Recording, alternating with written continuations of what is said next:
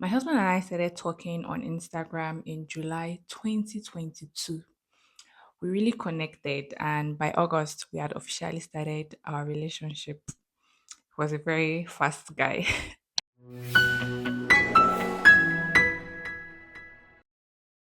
Hey, beautiful people. Today, I want to share something very personal with you. How my husband and I not only survived long distance dating, but also made it through over a year of long distance marriage. Yes, you heard that right. We were married but still lived on different continents.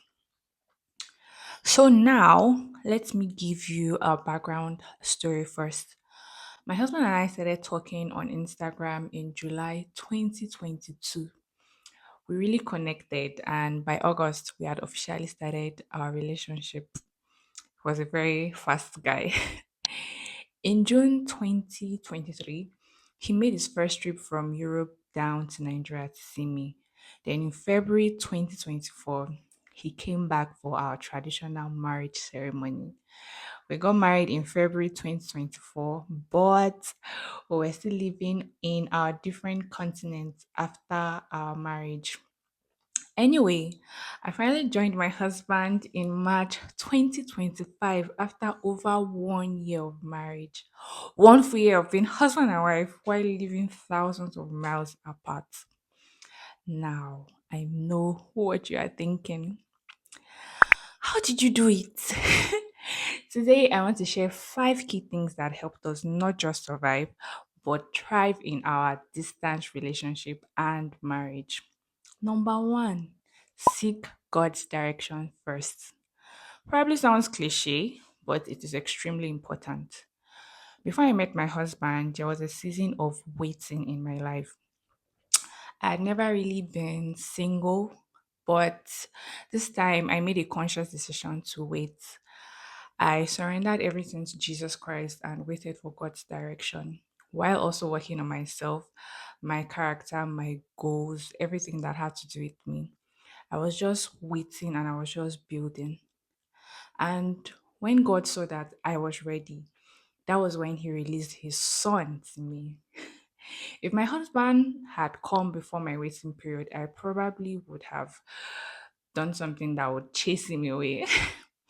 But he came at the right time and he checked all the boxes.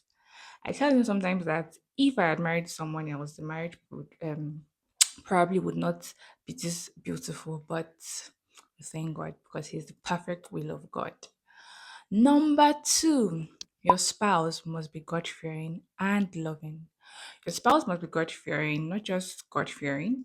Your spouse must embody the very core of which Christianity was built on, and that is love and sacrifice.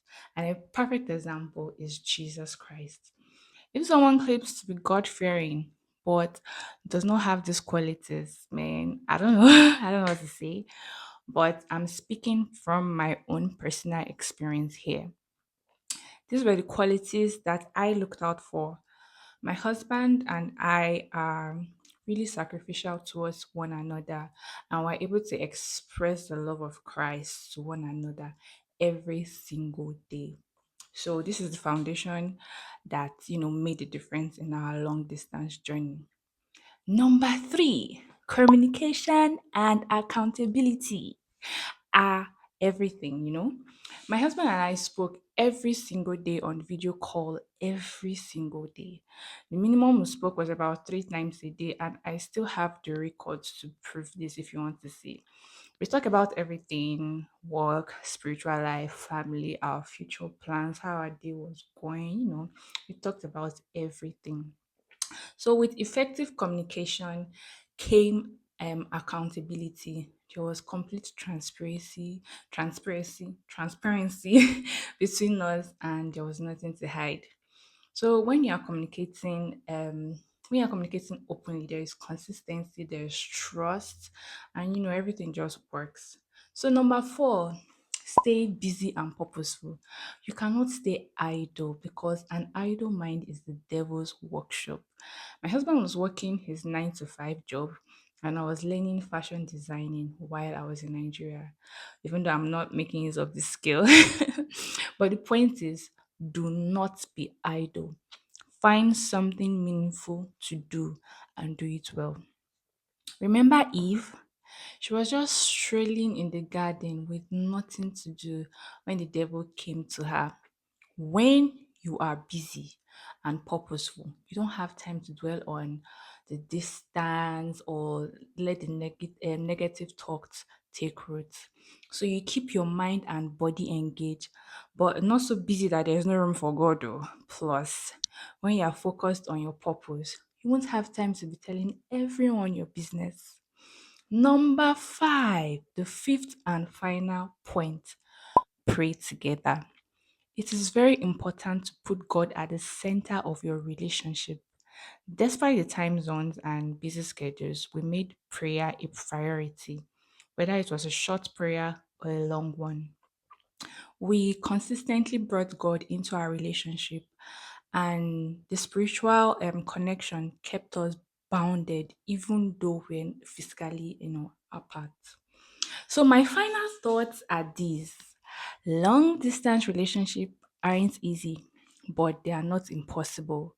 With God at its center, clear communication, mutual sacrifice, and the shared vision for the future, love can truly conquer distance. So if you're in a long distance relationship right now, I want you to know that it can work. Stay faithful, stay connected, and most importantly, stay surrendered to God's will. If you have been in a long distance relationship, please share your experience in the comment section. I am sure others would like to learn from you. So, it's bye for now. Don't forget to like this video if it helped you and subscribe for more God, career, and lifestyle content. Thank you.